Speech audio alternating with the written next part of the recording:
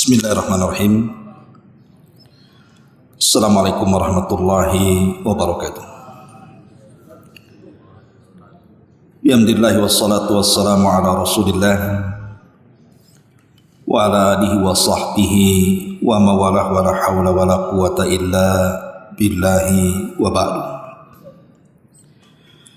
Kita lanjutkan kembali kajian hadis Arba'in Nawawi dan kita masuk ke hadis 21. Kita baca hadisnya. An Abi Amrata Sufyan ibni Abdillah Tsaqafi radhiyallahu anhu qala Qultu ya Rasulullah qul li fil islami qawlan la as'alu anhu ahadan ghairaka. Aku bertanya kepada Nabi SAW dari Abu Amr Sufyan ibn Abdillah Tsaqafi ini, wahai Rasulullah, katakan kepadaku perkataan tentang Islam yang aku tidak akan bertanya kepada selain engkau. Qala, maka Rasul bersabda, Qul amantu billahi thumma istaqim. Katakanlah, aku beriman kepada Allah Subhanahu wa taala, kemudian istiqomahlah di situ.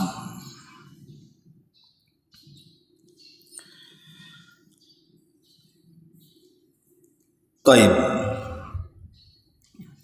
Hadis ini menjelaskan kepada kita tentang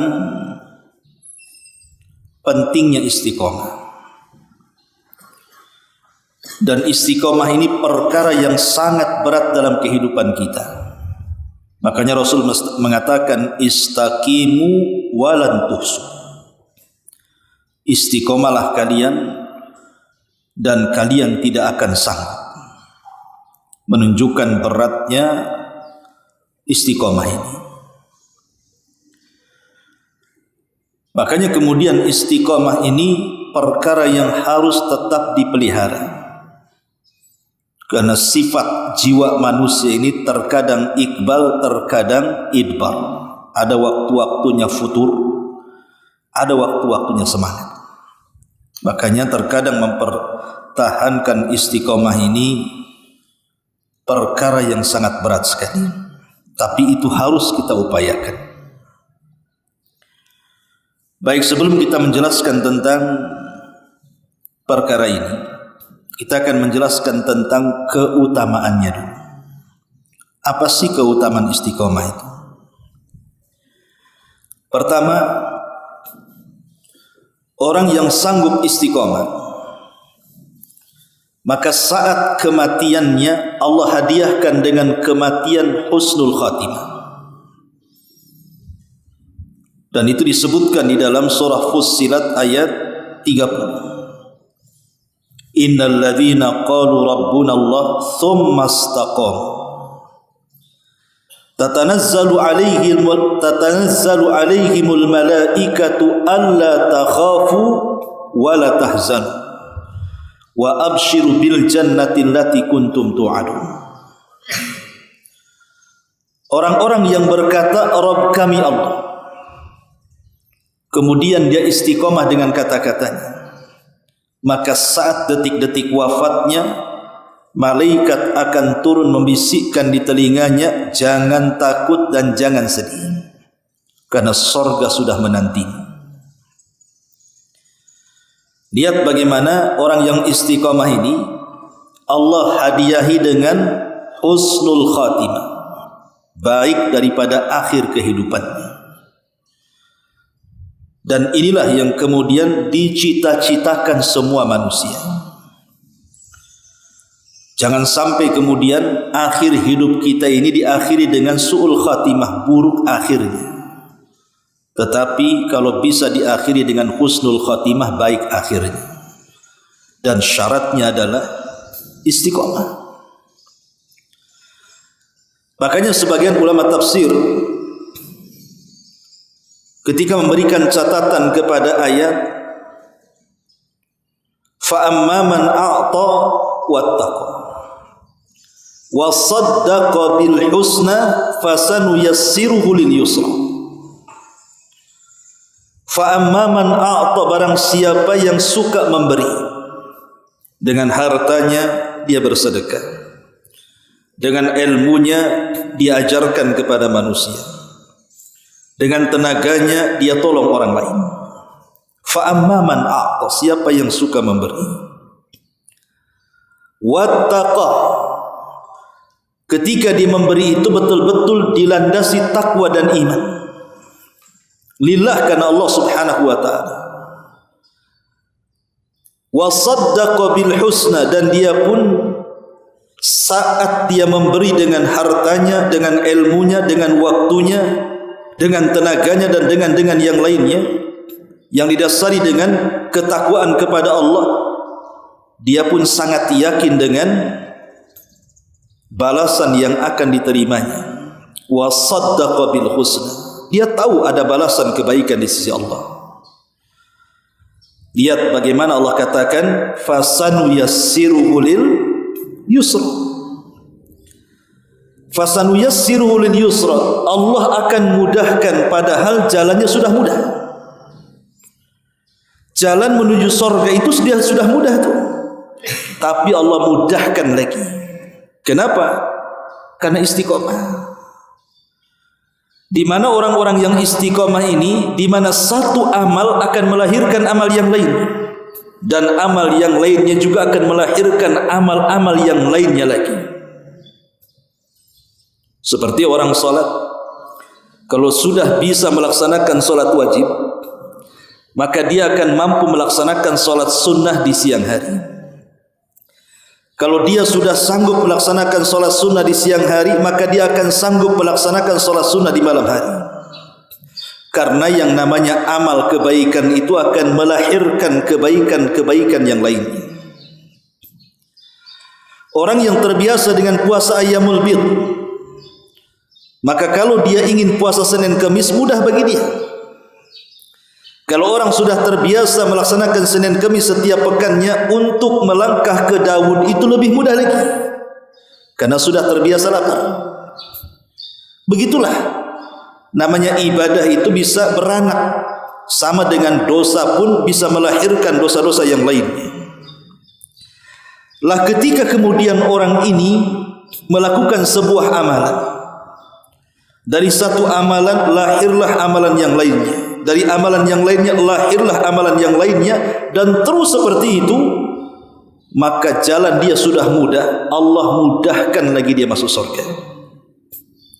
Makanya orang-orang yang seperti ini saat detik wafatnya didatangi malaikat dan dibisikkan di telinganya, jangan takut, jangan sedih, karena surga sudah menantimu.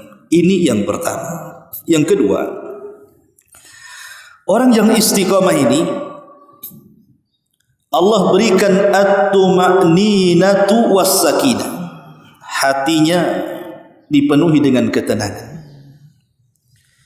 hatinya tidak pernah merasakan kekhawatiran, dia tidak akan takut dan tidak akan sedih. Makanya Allah mengatakan alla takhafu wa la tahzan. Alla takhafu, jangan takut, takut akan perkara yang akan datang. Wala tahzanu, jangan sedih, sedih dari perkara yang sudah berlalu dalam kehidupannya. Orang yang istiqomah tidak akan terpengaruh dengan perkara yang lalu, dan tidak mungkin stres dengan perkara yang akan datang, karena dia punya Allah Subhanahu wa ta'ala. Terkadang kenapa orang sesak dadanya itu karena sedih. Kenapa sedih? Karena mikir perkara-perkara yang sudah lewat. Mungkin dulunya dia seorang pejabat, tiba-tiba turun dari jabatan jadi purna tugas sehingga tidak menjadi pejabat lagi. Sedih dia. Terpikir dulu waktu jadi pejabat enak, tinggal tunjuk hidung saja. Sekarang dia pula yang ditunjuk hidungnya.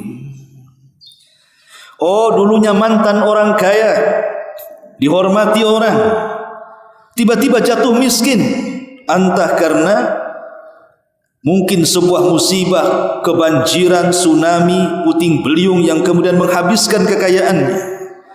Teringat dulu pernah kaya, sekarang miskin, sedih dia. Oh, dulunya dia punya orang-orang yang dicintai, entah pasangannya, entah anaknya. Akhirnya satu persatu meninggalkan dia. Mungkin diuji kematian pasangannya, diuji kematian anaknya yang merupakan si jantung hatinya, belahan jiwa, penerus cerita, tiba-tiba meninggal dunia. Sedih kepikiran, akhirnya sesak dadanya. Itu arti sedih. Sedih itu memikirkan perkara yang sudah lampau. Atau mungkin dia tidak sedih, tapi dia penuh dengan ketakutan. Kalau sudah cerita takut berarti sesuatu yang akan datang. Kalau sedih kan sesuatu yang sudah berlalu. Kalau takut itu menghadapi sesuatu yang akan datang.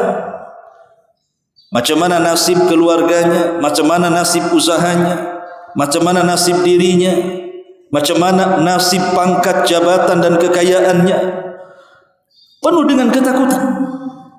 Tapi orang-orang yang istiqomah, yakin dengan Allah Subhanahu wa taala dan beriman dengan Allah, dia tidak akan pernah sedih dengan perkara lampau dan dia terima itu semua takdir dari Allah Subhanahu wa taala, dan dia tidak akan ketakutan akan perkara yang akan datang karena dia yakin bahwa keputusan Allah bagi dia kepada nasib dia di masa depan, Allah yang lebih tahu maslahat kita, dan itu yang terbaik bagi kita. Lah orang yang istiqomah itu akan merasakan ketenangan dalam hatinya dan juga kebahagiaan. Ini yang kedua. Kemudian yang ketiga, al-busyra bil jannah. Dihabar gembirakan dengan surga. Sebagaimana ayat surah Fussilat tadi, wa absyiru bil jannati allati kuntum tu'adun. Allah sudah sediakan bagi yang istiqomah ini surga yang sudah dijanjikan kepada kalian.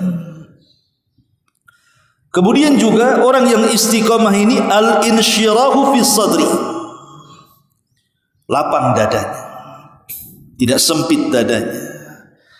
Dan lapang dada itu bagian daripada kebahagiaan, karena bahagia itu bersumber dari dada.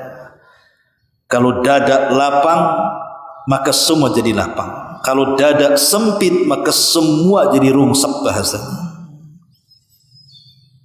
Antum saja, kalau ada masalah dengan kawannya, masalah dengan orang tuanya, sempit rasanya dada itu, stres jadi bawaannya. Ya.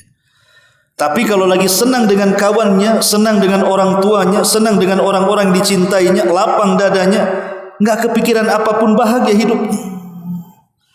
Lah itulah orang yang istiqamah, di mana Allah mengatakan man amila salihan min dzakarin aw untha wa huwa mu'minun falanuhyiyannahu hayatan thayyibatan wa lanazziyannahum bi ahsani ma kanu ya'malun.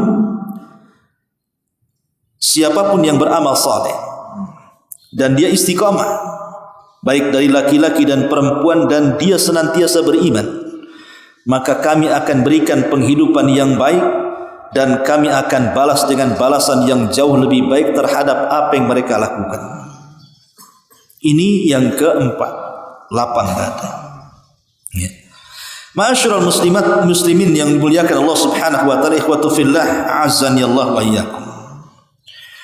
Dan banyak keutamaan istiqomah ini, tapi masalahnya bagaimana caranya supaya kita ini tetap istiqomah?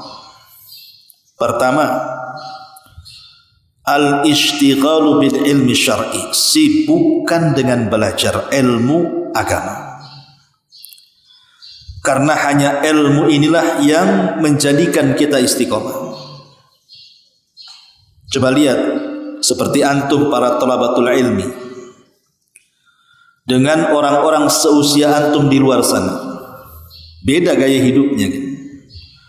Antum di sini bisa mempertahankan membaca Quran, bisa mempertahankan sholat, bisa mempertahankan belajar ilmu agama. Tapi orang yang sosial antum di luar itu, ngapain mereka coba? Nongkrong di atas jok-jok motor, trek-trekan ke sana kemari. Sebagian mereka ngelem, tahu ngelem antum? Teler kan gitu. Sebagian mereka kemudian tidur saja kerjanya, main saja kerjanya, karena tidak ada yang membimbing mereka. Makanya thalabul ilmi ini bagian daripada sarana kita bisa istiqomah dalam ibadah. Yang kedua, sarana istiqamah adalah fi'lu ta'ah wal ijtihadu fiha wa mujahadatu nafsi 'alaiha. Terus menerus di atas ketaatan, bersungguh-sungguh ketika melakukan ketaatan, dan lawan jiwa ataupun melawan nafsu yang hendak merusak ketaatan. Tetap di atas ketaatan, bersungguh-sungguh ketika melaksanakan ketaatan, kemudian melawan jiwa yang akan merusak ketaatan. Orang yang terus-menerus di atas ketaatan, maka Allah Subhanahu wa taala lama-lama akan mencintai kita. Wa ma taqarraba ilayya 'abdi bi syai'in ahab ilayya mimma aftaradtuhu 'alaihi wa ma yazalu 'abdi yataqarrabu bin nawafil hatta uhibbahu fa idza ahbabtuhu kuntu sam'ahu alladhi yasma'u bi wa basarahu alladhi yubsiru bi wa yadahu allati yabtishu biha wa rijlahu allati yamshi biha wa in sa'alani la'utiyannah wa la in ista'adzani la'u'idzannah. Dalam hadis qudsi, apa kata Allah? Tidaklah seorang hamba mendekatkan kepadaku dengan sesuatu yang aku cintai melebihi dia melaksanakan kewajiban-kewajiban yang aku wajibkan kepadanya. Tapi ketika kemudian seorang hamba itu menambah dalam rangka mendekatkan diriku dengan perkara-perkara sunnah, maka aku akan lebih lagi mencintainya. Jadi dia di satu sisi melaksanakan kewajiban yang merupakan sesuatu yang Allah sukai dan Allah cintai, ditambah dengan yang sunnah, makin lagi Allah suka. Dan kalau Allah sudah makin suka kepada kita, maka Allah akan menjadi pendengaran kita yang kita mendengar dengannya. Allah akan menjadi penglihatan kita yang Allah melihat dengannya. Allah akan menjadikan tangan kita yang Allah bergerak dengannya. Dan Allah akan menjadikan kaki kita sebagai mana ia gerakkan dengannya. Dan kalau dia meminta kepadaku, kata Allah, ku beri dia. Dan kalau dia berlindung kepadaku, kata Allah, maka ku lindungi dia. Lihat, orang yang senantiasa di atas ketaatan, berusaha istiqomah untuk melaksanakan ketaatan, maka ini sumber dari kecintaan Allah kepada kita. Kalau Allah sudah suka dan cinta dengan kita, Allah akan bimbing terus kita. Allah akan jadi mata kita, Allah akan jadi telinga kita, Allah akan jadi kaki dan tangan kita, sehingga kita terarah hidupnya. Tidak memandang sepandang-pandangnya, tidak mendengar sedengar-dengarnya, tidak melangkah selangkah-langkahnya, tidak bergerak tangan segerak-geraknya, tapi ada batasan-batasannya. Dia menjadi istiqomah. Ini yang kedua. Yang ketiga, al-ikhlasu fil ilmi wal amal. Berusaha mengikhlaskan niat ketika belajar dan mengamalkan ilmu. Ketika belajar dan mengamalkan ilmu. Kalau kita ingin istiqomah, bukan hanya belajar saja, berusaha untuk mengamalkan ilmu kita. Dan saat mengamalkan ilmu kita itu, dan saat mengamalkan ilmu kita juga, jadi saat belajar dan saat mengamalkan pelajaran, didasari dengan keikhlasan kita kepada Allah, supaya istiqamah. Kemudian yang keempat, banyak-banyak berdoa.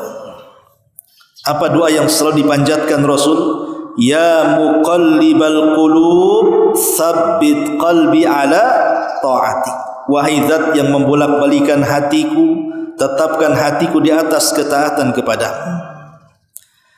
Karena orang yang istiqomah, kenapa dia tidak istiqomah, ikhwan? Itu karena hatinya dibolak-balikan oleh Allah. Hatinya itu dibolak-balikan oleh Allah kan. Dulu ada seorang ulama namanya Imran ibn Khittan. Imran ibn Khittan ini ulama dunia ahli hadis, ulama ahli sunnah wal jamaah. Naksir pula seorang wanita cantik dari anak pamannya, ingin menikah dengan wanita cantik anak pamannya itu. Kawan-kawan sesama ulamanya menasihati, jangan kau nikah dengan wanita itu walaupun dia cantik tapi dia khawarij, walaupun dia cantik keluarganya keluarga teroris, khawarij, kelompok sesat. Kata Imran ibn Khittan, tidak apa-apa, nanti kalau saya menikahi putri pamanku, aku akan ajak mereka kepada ahli sunnah. Maksa dia, akhirnya menikah dengan wanita cantik anak dari pamannya itu. Setelah menikah, apa yang terjadi? Bukannya dia menarik keluarga istrinya menjadi ahli sunnah, dia pula yang tertarik menjadi khawarij.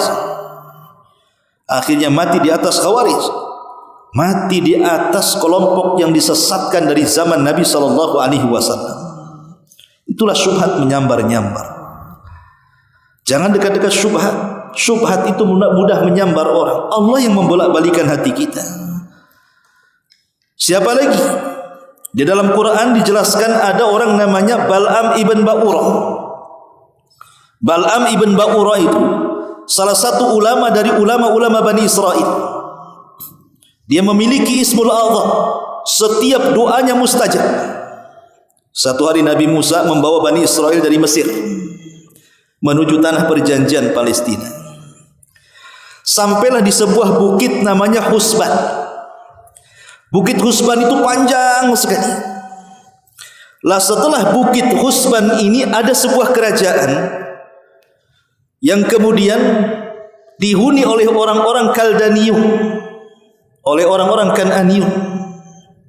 Lah Nabi Musa itu di ujung sini, baru sampai kerajaannya di sini. Maka Musa pun karena kelelahan berkemah dengan Bani Israel. Para pejabat nih kerajaan Kaldani ini takut kalau seandainya kedatangan Nabi Musa dan Bani Israel hendak menjajah mereka. Pak Nabi Musa hanya lewat saja. Akhirnya para pembesarnya mengumpulkan orang-orang, para pejabatnya. Bagaimana caranya sebelum Musa dan Bani Israel menjajah kita, kita serang duluan. Tapi kita lemah, mereka kuat katanya. Lah kebetulan di tengah-tengah masyarakat itu ada seorang alim namanya Bal'am ibn Ba'urah. Jadi pejabat-pejabat ini datang kepada Bal'am ibn Ba'urah dan mengatakan, ya Bal'am, engkau kan orang alim, ahli ibadah. Kalau seandainya kau berdoa dengan kecelakaan pasti mustajab. Bagaimana kalau seandainya kami berikan kau jabatan, kami berikan kau harta banyak, asal satu syaratnya kau doakanlah kejelekan kepada Musa dan Bani Israel itu, supaya tidak menyerang kita. Hancurkan mereka dengan doa. Kata Bal'am, celaka engkau, yang didoakan Nabi, enggak mungkin aku mau katanya.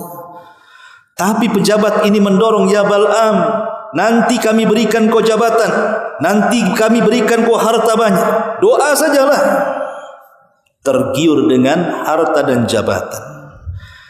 Akhirnya Bal'am si mustajab doa ini berdoa kepada Allah Azza wa Jal untuk kejelekan Nabi Musa dan Bani Israel. Dia salah lawan, yang dilawan Nabi. Akhirnya terpleset-pleset lidahnya, doanya enggak jelas. Allah buat kepleset lidahnya. Bukannya berdoa menghancurkan Nabi Musa dan kaumnya Bani Israel, malah mendoakan orang-orang yang ada di Kaldan itu. Marahlah pejabatnya.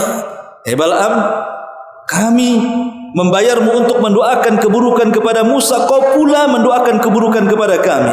Kata Bal'am, aku enggak tahu lidahku kepleset-pleset katanya.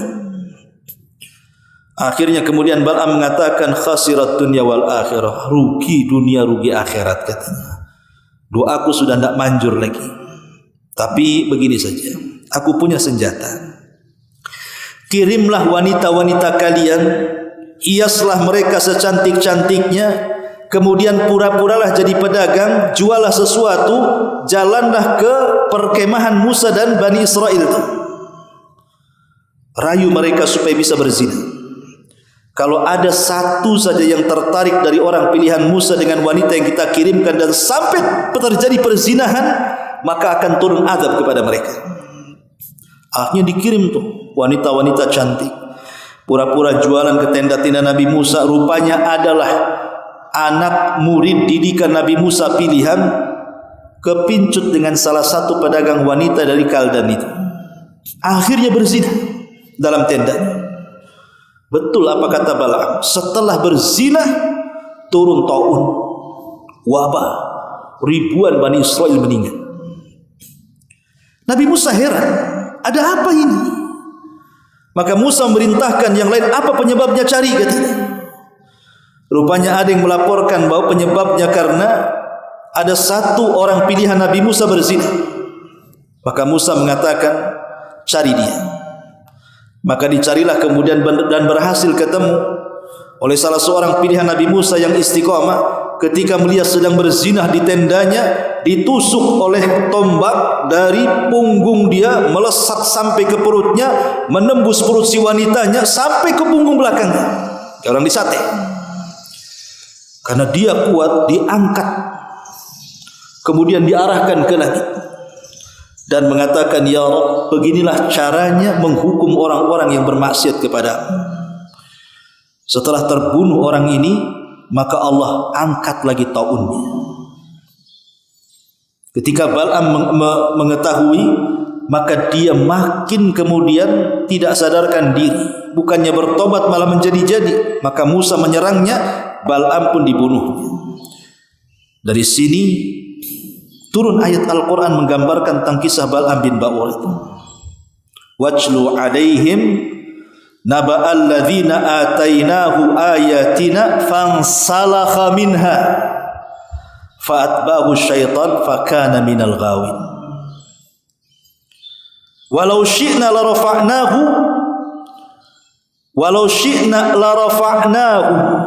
walakin akhlada 'alal ard famathaluhu kamathalil kalbi. Kata Allah Subhanahu wa taala, bacakan kepada mereka seorang laki-laki yang kami berikan tanda-tanda kuasa kami.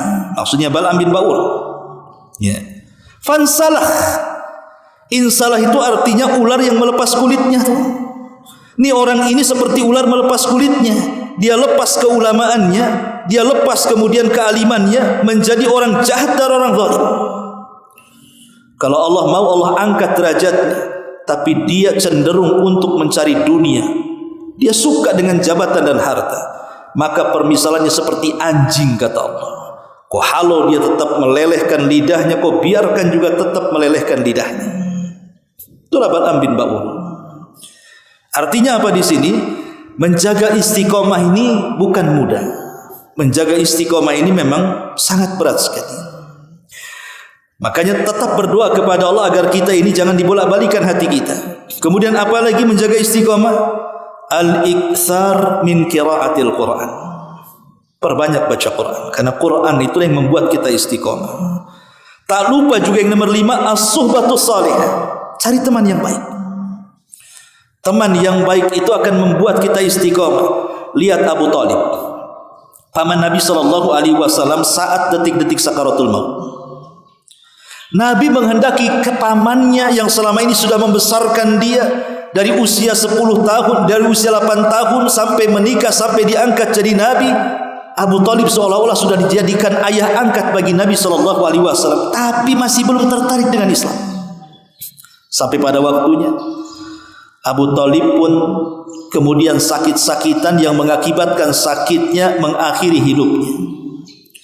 Saat detik-detik sakaratul maut, Rasul berada di samping Abu Talib dan mengatakan, ya ammi qul la ilaha illallah. Wahai pamanku, bacalah la ilaha illallah.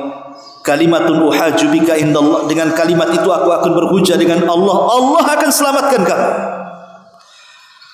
Tapi Abu Talib tidak mau juga mengucapkan kalimat itu, malah melirik Abu Jahal yang ada di sampingnya, melirik Umayyah yang ada di sampingnya, melirik Sa'id yang ada di sampingnya, Musayyib yang ada di sampingnya, tokoh-tokoh Quraisy.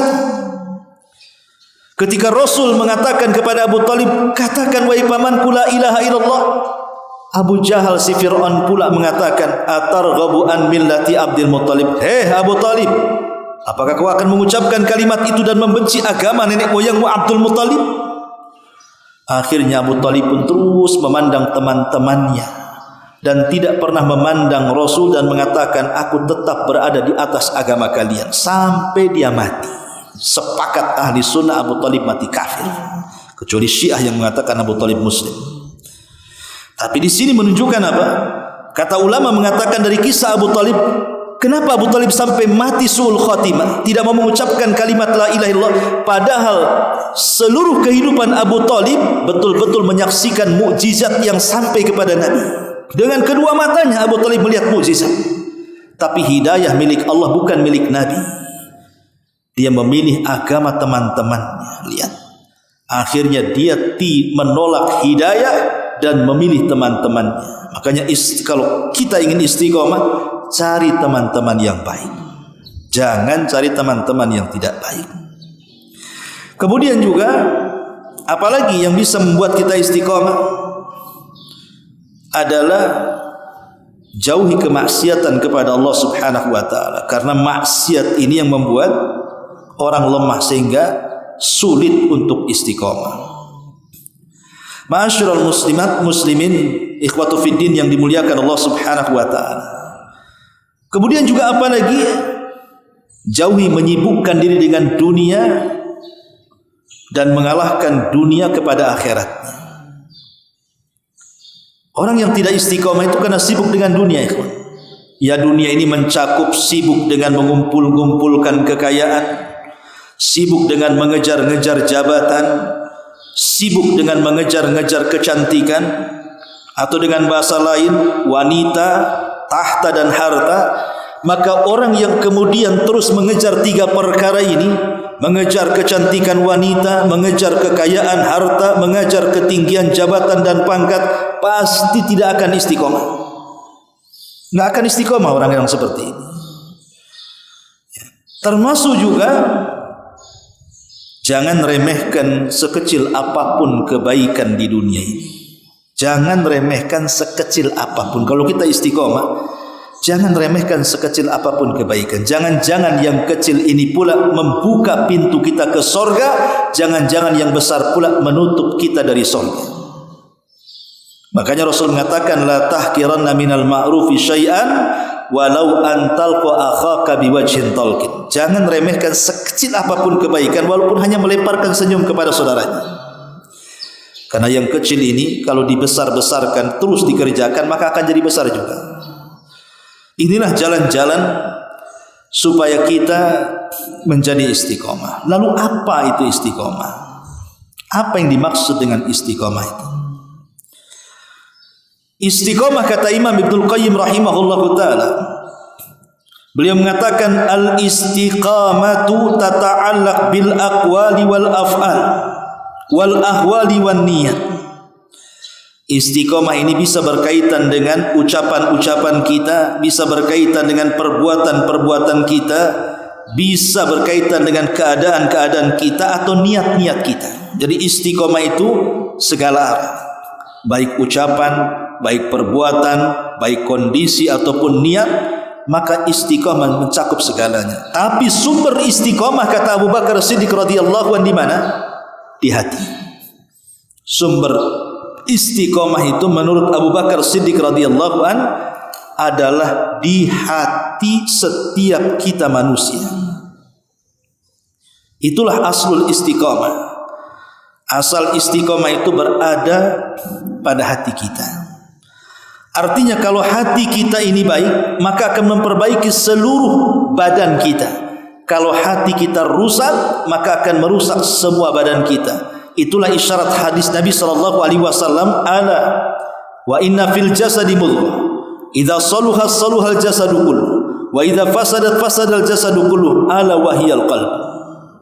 Kata Rasul, ingatlah pada badan manusia itu ada segumpal daging. Kalau daging ini baik, maka akan memperbaiki seluruh raganya. Tapi kalau daging ini rusak, maka akan menghancurkan seluruh badannya. Apa itu? Hati. Jadi letak istiqomah itu di hati. Makanya tata hati dengan baik. Tata hati dengan baik, jangan sampai hati ini menjadi rusak dengan segala penyakit-penyakit yang akan merongrong hati. Tapi teruslah perbaiki hati kita dengan keikhlasannya, dengan rasa takutnya kepada Allah, dengan tawakalnya kepada Allah, dengan harapan kita kepada Allah, dan dari seluruh amalan-amalan hati yang bisa menggerakkan keistiqomahan lisan kita dan badan kita. Wallahu a'lam bishawab. Ini diantara hadis yang kita baca dari hadis 21. Wallahu a'lam bishawab. Subhanaka wa bihamdika asyhadu an la ilaha illa anta astaghfiruka wa atubu ilaik. Allahu ta'ala. Assalamualaikum warahmatullahi wabarakatuh.